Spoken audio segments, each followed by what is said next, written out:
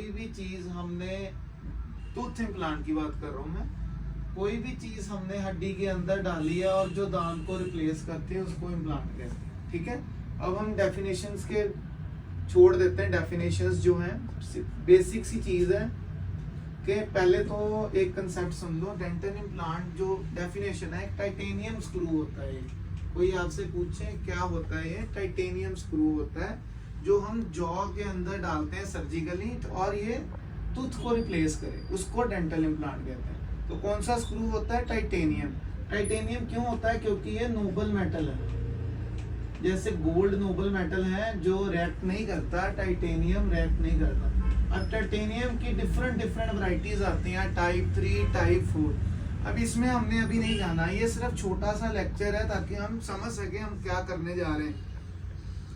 ये समझ लग गया टाइटेनियम का होता है, बस ये आपको जानना है। ठीक है, उसके बाद अब इसका एक, जब हम लेक्चर देते हैं तो हम बेसिकली बताते हैं कि ढूंढा किसने। ठीक है, ब्रेन मार्क एक बंदा था, वो स्वीडिश प्रोफेसर था। ठीक है, उसने एक गलती से ना, एक ये लिखा हुआ है यहाँ पर, टाइटेनियम के रॉड्स डाल दिए कोई, जिसे कहते हैं कोई खरगोश के अंदर, तो वो जुड़ गई उसकी बोन के साथ, तो वहां से ये डेवलप हुआ। समझ लगा क्या किया उसने एक बोन के अंदर कुछ एक्सपेरिमेंट कर रहा था, गलती से टाइटेनियम स्क्रू डाल दिए और वो बोन के साथ फ्यूज हो गए उसके, तो वो उसको फादर ऑफ इम्प्लांटोलॉजी कहते हैं, ब्रेन मार्क। ठीक है, डॉक्टर ब्रेन मार्क, इतना याद रखो। ये जो पीडीएफ है ना, ये आपको सेंड हो जाएगी व्हाट्सएप में, इसको नहीं देखना। 3-4 चीजें हैं आपको समझ में। पहला है टाइटेनियम किस लिए होता है इम्प्लांट। अब बेसिक कंसेप्ट्स हैं, ये देखी जो साथ में, ये आपको पता लगेगा दांत है, ये इम्प्लांट है, कुछ चेंज नहीं है, ये आपने पढ़ा हुआ है, ये मैं नहीं समझाऊंगा। बेसिकली जो आगे है, इंडिकेशन क्या है, क्या इंडिकेशन होती है, क्यों करते हैं इम्प्लांट। जब किसी को ब्रिज नहीं करना, साडा मेन फोकस है ब्रिज नहीं करना जी। Bridge is old technology. अब हम ब्रिज नहीं करते, अब हम इम्प्लांट करते हैं। क्राउन नहीं करते, हम ऑनले करते हैं। कैप नहीं चढ़ाते, हम विनियर करते हैं। सारा कुछ देखा हुआ है आपने, ठीक है ना। तो अभी नॉर्मल जो इंडिकेशन है, हम सिंगल टूथ को रिप्लेस करेंगे, मल्टीपल टूथ को रिप्लेस करेंगे। ठीक है, ये कॉमन इंडिकेशन। और जो आरपीडी नहीं डाल सकते और जो डेंचर नहीं डाल सकते और जिसको एस्थेटिकली हाई फंक्शन चाहिए, ये समझ लगी। ये 4-5 इंडिकेशन है। अब आप इस स्टेज में आ गए, ये चीजें हम थ्योरी के लिए नहीं लिख रहे, बस अपने दिमाग में रखना।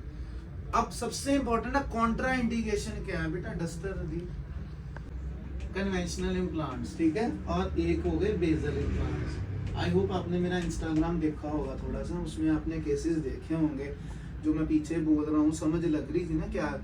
तो ज्यादातर अब ये चलता है, ये अब बताता हूँ कहाँ नहीं चलता, क्योंकि मेरे पास जो पेशेंट आते हैं सारे शुगर पेशेंट्स आते हैं, मेडिकली कॉम्प्रोमाइज पेशेंट आते हैं, ओल्ड पेशेंट, इनकी बोन नहीं है, और जिसे कहते हैं कि सबने ना कर दिया, तो फिर ये हमारा चमत्कार वाला इम्प्लांट है।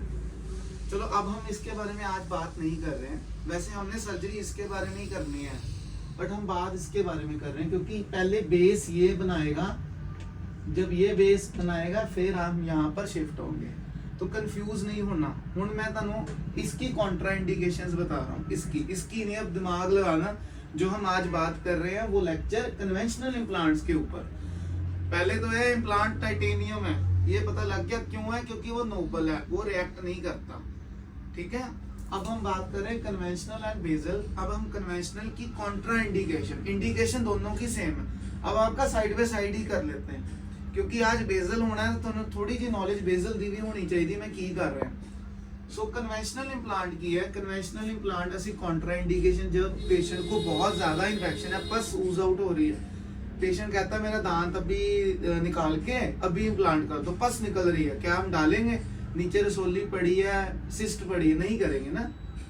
ठीक है, सेकंड है उस प्रेगनेंसी, पेशेंट को प्रेगनेंसी, हम नहीं करेंगे, बट इसके साथ हम कर सकते हैं उल्टा है, पर हम ये जा रहे हैं कि इसको प्रेगनेंसी में नहीं करना, एक्यूट इन्फेक्शन में नहीं करना, अनकंट्रोल्ड मेटाबॉलिक डिसऑर्डर्स डिजीजेस में नहीं करना। शुगर हो जाती है एक वन ऑफ द रीजन, कुछ और मेटाबॉलिक रीजंस होते हैं, उसका हेपेटाइटिस है, उसको बहुत ज़्यादा चीज़ें हैं, क्रोनोलॉजिकल डिसऑर्डर्स हैं, तो उनमें नहीं करना। उसका आंसर भी मैं दूंगा। क्वेश्चन पूछा क्यों नहीं करना, आपका क्वेश्चन होता है क्यों, हर चीज में दस रहे क्यों, क्योंकि उथों कंसेप्ट बनणगे। मैं बोली जावांगा तो सुने जाओगे। This is not a college class, this is a real class. You have to know the reason because patient will come to you and you are dealing with directly with the patient. आप college में नहीं कर रहे थे, हम पढ़ाई कर रहे थे। अब क्यों होती आवाज आनी चाहिए थी हर बारी मैं कोई दसा कोई कोटेशन कोट करा, you should ask me why. एक तो आपको पता है कि जहाँ किसी पेशेंट को कैंसर है उसमें नहीं करना क्योंकि वो रेडिएशन उसको मिलती है, प्लस पेशेंट बिसफॉस्फोनेट में होता है। बिसफॉस्फोनेट्स अगर पेशेंट में है जो कैंसर पेशेंट्स लेते हैं, ये क्यों करता है, क्योंकि ये बोन की ग्रोथ रोक देता है। तो अगर हम इम्प्लांट दे रहे हैं, इम्प्लांट हम चाहते हैं कि हड्डी हमारे इम्प्लांट के साथ जुड़े, बट वो ऑलरेडी बिसफॉस्फोनेट्स में है, पिछले कई सालों से यहाँ स्टार्ट किया, तो वो ऑपोजिट होता है कि ग्रोथ ना हो सेल्स की, तो वो उसमें नहीं देना। मतलब कैंसर पेशेंट्स में हमने नहीं देना। अगर वो कर सकते हैं कैंसर पर, बिसफॉस्फोनेट्स में नहीं होने चाहिए और रेडिएशन नहीं होनी चाहिए। उसके बाद बहुत इंपॉर्टेंट कंसेप्ट है, इम्प्रॉपर मोटिवेटेड पेशेंट्स में नहीं देना, जिनको कोई लेना देना ही नहीं है, सिगरेट स्मोकिंग कर रहे हैं, तंबाकू खाना है, उसने खाना ही खाना है, नहीं करना, क्योंकि फेल होके बाद में तुम्हारी पॉकेट से वो सारा सिस्टम खराब होगा। तो ये चीजें देखने के पेशेंट मोटिवेटेड है, ठीक है। उसके बाद ब्रक्सिज्म में नहीं देना, हमने याद रखना ब्रक्सिज्म में नहीं देना। और एक और है कि अगर हम प्रोस्थेटिकली उसको हम नहीं कर सकते अच्छे से, प्रोस्थेटिकली ड्रिवन नहीं है केस, समझो। अब आपके देखो ना कैसे केस आते हैं, टेढ़े मेढ़े दंद होंगे हैं, तो पेशेंट कहता नहीं मैनू बस तुम इम्प्लांट करके थल्ले दंद दे दो, ऊपर का रहन दो, मैं इतना ही खा ला, उस नहीं देना, ठीक है। तो ये कॉन्ट्रा इंडिकेशन सबसे इंपॉर्टेंट है। इंडिकेशन को तो हम समझ लेंगे, पर कॉन्ट्रा इंडिकेशन को कोई नहीं समझता। तो हिस्ट्री लेते हैं, हम लेते हैं ना बेटा, ब्लड थिनर सारा कुछ मैं आगे आएगा हम, ठीक है। ये यहाँ तक क्लियर है इम्प्लांट के बारे में, कॉन्ट्रा इंडिकेशन बारे में और इम्प्लांट की नई टेक्नोलॉजी के बारे में, ठीक है। अब आगे है ये दो तीन चीजें हैं, ये बस याद रखो कि फाइब्रो इंटीग्रेशन भी होती है और ऑस्टियो इंटीग्रेशन भी होती है, ठीक है। अब मैं सीधा डिजाइन के ऊपर, डिजाइन छोड़ो, चलो ये भी देख लो कि इम्प्लांट्स किस तरह के होते थे। पहले एक सिलेंडर की तरह होता था, थ्रेड की तरह होता था, प्लेटिव की तरह होता था, परफोरेटेड मतलब ऐसे इम्प्लांट है बीच में मोरी है, परफोरेटेड इम्प्लांट्स। एक है कंप्लीट सारा ना पूरा ठोस, एक उसके अंदर होल है ताकि बोन इसके अंदर भी ग्रो कर जाए, ठीक है। ये सारी चीजें कंपनी टू कंपनी वेरी करती हैं, ठीक है। हम जो यूज करते हैं पूरा नॉर्मल यूज करते हैं, परफोरेटेड नहीं करते, ठीक है।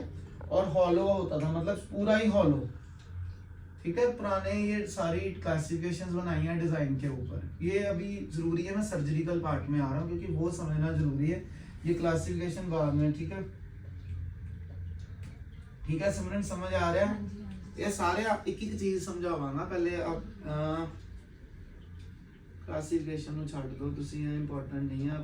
चलो अभी शुरू करते हैं, ये आगे का बता रहे हैं। हाँ, अब आ गया लिमिटेशन इन प्लांट प्लेसमेंट की। अब सपोज हमेशा मैं आपको एग्जांपल दे रहा हूँ क्योंकि हमारे पास 5 मिनट टाइम। हमारे पास ये बोन है मैंडिबल की, इट इज अबाउट 10 mm चौड़ी है, तो कितने mm का हम इम्प्लांट डाल सकते हैं? Just for you I am asking, width का, मैं विड्थ की बात कर रहा हूँ खाली। ये कमरा है 10 फुट का कमरा है, मैं कितने मतलब फुट का इम्प्लांट डालूंगा इस कमरे में? हाँ, 5 क्यों डालूंगा? सेंटर में डालूंगा, 2.5 यहाँ से हो, मतलब जितनी विड्थ है उसका आधा इम्प्लांट पड़ेगा, सीधा कंसेप्ट है, ठीक है। अब ये कंसेप्ट भूलना नहीं है आपने, ठीक है। अगर विड्थ ही 3 mm की है फिर क्या करेंगे? 1.5 mm का इम्प्लांट ही नहीं आता, समझ रहे हो? तो 10 mm का अगर विड्थ है तो 5 mm तक। अब इम्प्लांट में मैं समझाता हूँ कितने के आते हैं, तो ये जरूरी है ना विड्थ को समझना, तभी हम CBCT कहते हैं पेशेंट को करके आओ। हम जादूगर थोड़ी ना है कि हमें पता लग जाए कि आपकी, तो this is the reason why we go for CBCT, ठीक है। रिज की हाइट का पता है, बोन क्वालिटी भी बता देगा, रिज हाइट भी बता देगा, सारा कुछ बता देगा, ठीक है। अब ये मैं D1 D2 जो बताया आपको, यही है कि D1 में बहुत कॉर्टिकल है, ठीक है, D2 में, अब यहाँ पर मैंडिबल में सारी D1 बोन होती है, याद रखो, और टेरिगॉइड ਦੇ ਵਿੱਚ D1 ਹੁੰਦੀ ਜਿਹੜਾ ਤੁਸੀਂ देखते हो, ठीक है। सो ये क्लियर है D4 तक मैंने अभी समझाया। ये लेक्चर आपको व्हाट्सएप हो जाएगा, डोंट स्ट्रेस के लिखना है, कुछ समझना है, ठीक है। अब ये लिमिटेशन भी है, ये मैं अभी आपको नहीं समझा सकता हूँ क्योंकि इसके लिए काफी लंबा लेक्चर चाहिए, ठीक है।